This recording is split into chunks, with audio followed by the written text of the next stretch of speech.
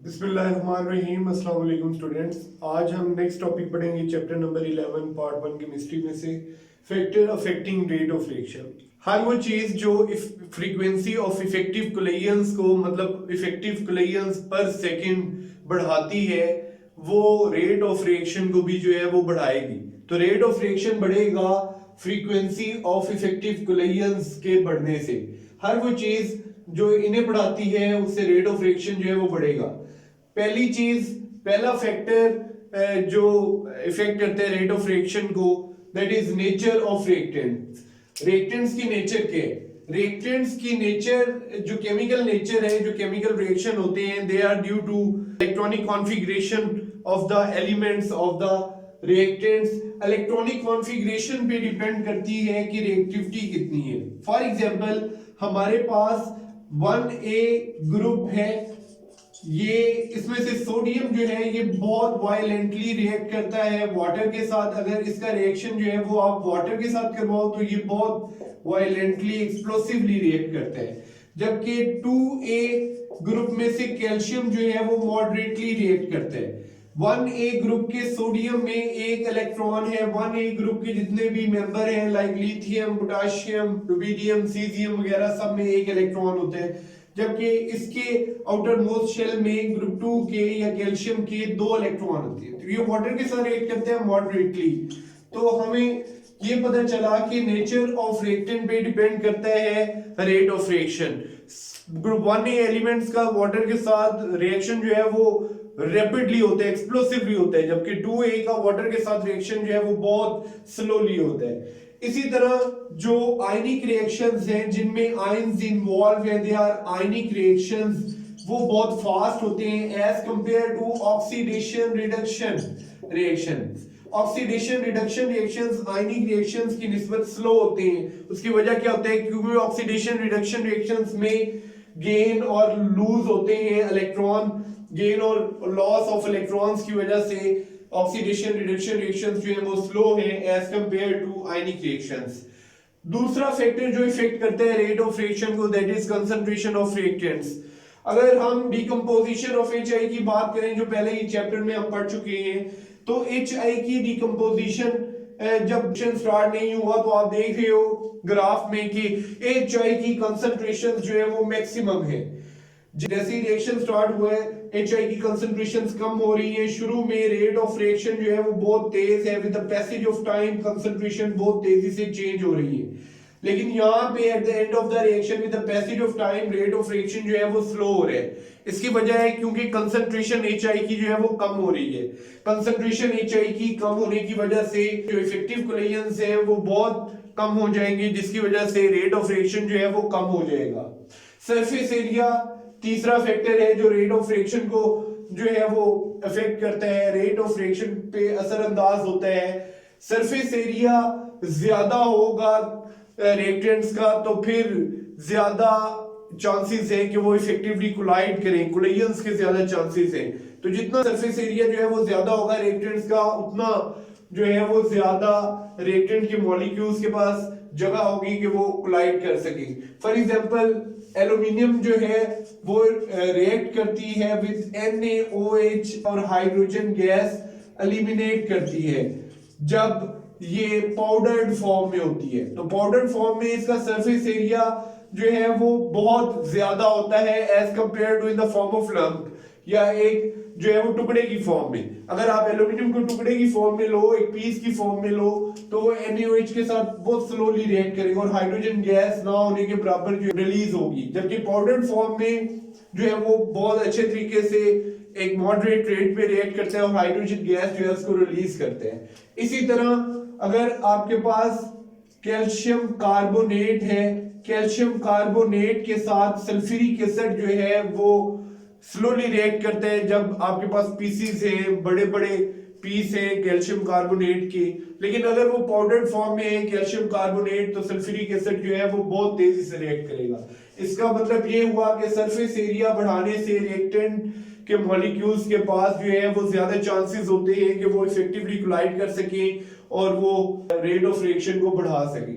Light क्योंकि मुश्तमिल होती है फोटॉन्स पे, और आपको पता है फोटॉन्स जो होते हैं उनकी डेफिनेट अमाउंट ऑफ एनर्जी होती है, वो पोजेस करते हैं, डेफिनेट अमाउंट ऑफ एनर्जी होती है उनमें। हर वेवलेंथ के फोटोन की अपनी एनर्जी होती है, वेवलेंथ जितनी ज्यादा होती जाएगी उतनी फोटोन की एनर्जी कम होती जाएगी। तो एनर्जी है वो कोलिजन्स को बढ़ाएगी, इफेक्टिव कोलिजन्स बढ़ेंगे। तो यहाँ पे फोटॉन्स जो है उनके डिपेंड करता है फ्रीक्वेंसी पे कि कितनी उनकी फ्रीक्वेंसी है और कितने ज्यादा फोटॉन्स जो है वो रिएक्टेंट के मॉलिक्यूल्स जो है उनके ऊपर असरअंदाज हो रहे हैं। अब फोटॉन्स पे डिपेंड करता है कि रेट ऑफ रिएक्शन क्या है। तो फोटॉन्स की अगर फ्रीक्वेंसी ज्यादा होगी, ज्यादा जो है वो फोटॉन्स, ज्यादा एनर्जी वाले फोटॉन्स जो है वो अगर जो है रिएक्टेंट के मॉलिक्यूल्स के साथ जो है वो टकराएंगे तो कोलाइड करेंगे, तो फिर ज्यादा जो है रेट ऑफ रिएक्शन होगा।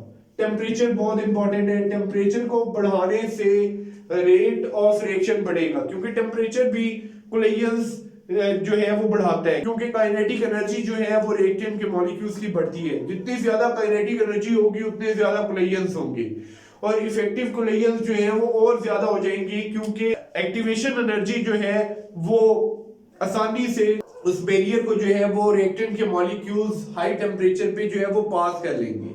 ठीक है, तो rate of reaction directly proportional है टेम्परेचर के। जितना टेम्परेचर आप ज्यादा करते जाओगे उतना रेट ऑफ रिएक्शन जो है वो बढ़ता जाएगा और rate of reaction inversely proportional है एक्टिवेशन एनर्जी की। टेम्परेचर बढ़ाने से एक्टिवेशन एनर्जी कम हो जाएगी रिएक्टेंट्स की और वो आसानी से एक्टिवेशन एनर्जी बैरियर को जो है वो क्रॉस करेंगे और वो प्रोडक्ट्स में कन्वर्ट हो जाएंगी।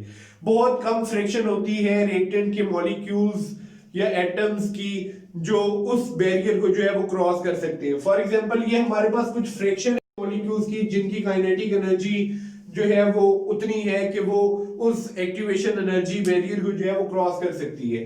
टेम्परेचर जब बहुत कम था, T1 इज लो टेम्परेचर, इस टेम्परेचर पे वो वाले मॉलिक्यूल्स जिनकी काइनेटिक एनर्जी जो है वो इफेक्टिव कोलिजन के लिए मैक्सिमम है वो बहुत कम है as compare to those molecules जो T2 पे है। टेम्परेचर जब आप बढ़ाओगे तो फिर ये फ्रैक्शन जो मैक्सिमम काइनेटिक एनर्जी रिक्वायर है इफेक्टिव कोलिजन्स के लिए, वो वाले एटम्स, वो वाले पार्टिकल्स जो है उनकी फ्रैक्शन जो है वो बढ़ जाएगी। ठीक है, ये बहुत कम मॉलिक्यूल्स हैं जो इस एनर्जी बैरियर को जो है वो क्रॉस करेंगे लो टेम्परेचर पे। और जैसे ही आप टेम्परेचर बढ़ाओगे तो ये जो शेडेड एरिया है ये बढ़ जाएगा।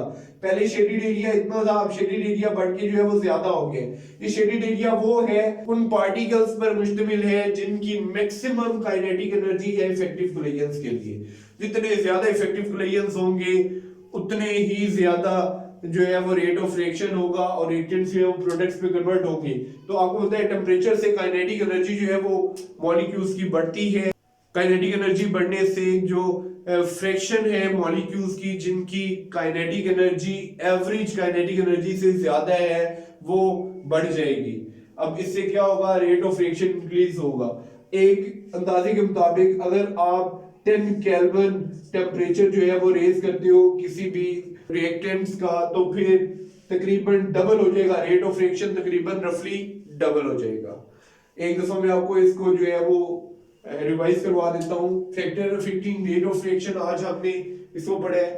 पहला फैक्टर जो इफेक्ट करते हैं रेट ऑफ रिएक्शन को वो नेचर ऑफ रिएक्टेंट है। नेचर ऑफ रिएक्टेंट हमें नेचर का कैसे पता है? नेचर डिपेंड करती है इलेक्ट्रॉनिक कॉन्फ़िगरेशन पे, number of electrons in the outer most shell. जैसे ग्रुप 1A में जितने भी एलिमेंट्स हैं उनके आउटर मोस्ट शेल में 1 इलेक्ट्रॉन है तो वो वाटर से वायलेंटली जो है वो रिएक्ट करते हैं ग्रुप 2A की निस्बत। ग्रुप 2A के जो एलिमेंट्स हैं उनमें 2 इलेक्ट्रॉन हैं आउटर मोस्ट शेल में, इस वजह से वो आसानी से इलेक्ट्रॉन जो है वो लूज नहीं करते।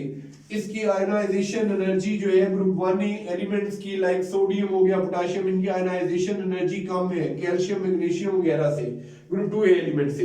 इस वजह से वो आसानी से इलेक्ट्रॉन लूज कर देते हैं। 2 इलेक्ट्रॉन को लूज करना ग्रुप 2 एलिमेंट्स के लिए मुश्किल होता है, इस वजह से वो वाटर के साथ जो है वो मॉडरेटली रिएक्ट करते हैं, जबकि 1A एलिमेंट्स जो है वो बहुत तेजी से रिएक्ट करते हैं। आयनिक रिएक्शंस जो होते हैं वो तेज होते हैं ऑक्सीडेशन रिडक्शन रिएक्शन से। इसकी वजह ये है कि ऑक्सीडेशन रिडक्शन रिएक्शंस में गेन और लॉस ऑफ इलेक्ट्रॉन होता है। कंसंट्रेशन ऑफ रिएक्टेंट्स दूसरा फैक्टर है जिसपे रेट ऑफ रिएक्शन डिपेंड करता है, जितनी ज्यादा कंसंट्रेशन होगी रिएक्टेंट्स की उतना ज्यादा जो है वो इफेक्टिव कोलेजंस होंगे। इफेक्टिव कोलेजंस रेट ऑफ रिएक्शन को बढ़ाएंगे। सरफेस एरिया, जितना ज्यादा सरफेस एरिया होगा उतना रेट ऑफ रिएक्शन ज्यादा होगा। जैसे एल्यूमिनियम लंप या पीस की फॉर्म में, एक टुकड़े की फॉर्म में NaOH के साथ रिएक्ट करके हाइड्रोजन गैस उस तरह से जो है वो रिलीज नहीं करता जिस तरह से वो पाउडर्ड फॉर्म में रिएक्ट करता है NaOH के साथ और हाइड्रोजन गैस रिलीज करता है।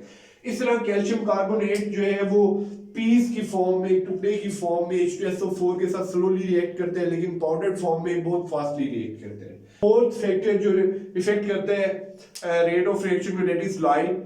लाइट जो है वो फोटॉन्स पर मुश्तमिल होता है और आपको पता है फोटॉन्स जो हैं they possess specific amount of energy. तो ये एनर्जी जब रिएक्टेंट के मॉलिक्यूल्स के ऊपर पड़ती है तो उनकी काइनेटिक एनर्जी बढ़ जाती है, जिससे इफेक्टिव कोलेजंस जो है वो ज्यादा हो जाते हैं, इससे रेट ऑफ रिएक्शन जो है वो बढ़ जाते हैं। टेम्परेचर, हर वो चीज जो काइनेटिक एनर्जी बढ़ा रही है रिएक्टेंट्स की, वो रेट ऑफ रिएक्शन को जो है वो तेज करेगी। टेम्परेचर के बढ़ने से भी रिएक्टेंट्स के मॉलिक्यूल्स या पार्टिकल्स की जो एक काइनेटिक एनर्जी है वो बढ़ जाएगी। बहुत कम मॉलिक्यूल्स होते हैं रिएक्टेंट के मॉलिक्यूल्स में से या पार्टिकल्स में से जो इफेक्टिवली कोलाइड करते हैं, जिनके पास इतनी एनर्जी होती है कि वो इफेक्टिवली कोलाइड करें। ये हमारे पास वो फ्रैक्शन है मॉलिक्यूल्स की जो इफेक्टिवली कोलाइड कर सकते हैं, और इस फ्रैक्शन के मुताबिक ये वो है, ये मैक्सिमम काइनेटिक एनर्जी जो रिक्वायर्ड थी उन मॉलिक्यूल्स को रिप्रेजेंट कर रही है शेडेड एरिया। ये वो फ्रैक्शन है जो लो टेम्परेचर पे थी। जब टेम्परेचर बढ़ाया गया तो ये वाली फ्रैक्शन जो इफेक्टिव कोलिजन कर सकते हैं पार्टिकल्स उनकी बढ़ गई, वो ज्यादा हो गई, पहले से ज्यादा हो गई। तो एक रफली आइडिया के मुताबिक 10 केल्विन अगर आप टेम्परेचर बढ़ाते हो किसी भी रिएक्टेंट्स का तो रेट ऑफ रिएक्शन जो है वो रफली डबल हो जाएगा। होप आपको factor affecting rate of reaction जो है वो अच्छे तरीके से समझ आ गया हो गया। कमेंट सेक्शन में लास्ट में बताइएगा। Thank you, Allah Hafiz.